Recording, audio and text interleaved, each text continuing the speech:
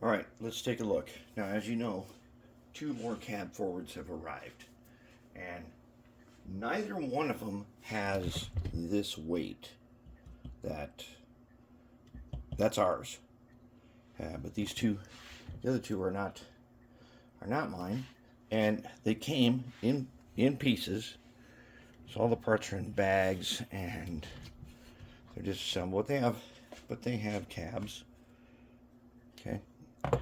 Here's what I found inside one of the cabs. That right there's gotta go away. I don't know what in the crap all this is, but it's gotta go. Gotta go in the ultrasonic. That's the only way. And I might as well throw his underside in there at the same time. Looks like a paint job and whatnot. That's gotta go. Now here's the other thing. One of them had this. Here's our platform that we don't have. Remember, ours was someone tried to reverse it and make it so that so that it faced the other way, and platforms are missing. Now we can see what this platform actually looks like. So we can scratch build this. That should be no problem. We can do that. And I think that's what we're going to do. And I finally got...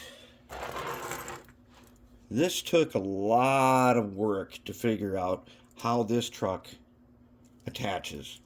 Turns out that the way it attaches is with one of this type of screw. All right, it's the one with no collar. And then it fit perfect. And that threw me for a little while to figure that out.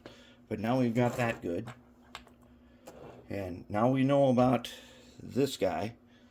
This hanger here also is part of this assembly where you put that wire bracket on there to hold it in place. So what we're going to do is we're going to go ahead and we're going to put this guy in the ultrasonic cleaner and get them weights out of there and get rid of that stuff. We don't need that because we can scratch build that weight right there with like no problem. So that's where we're at.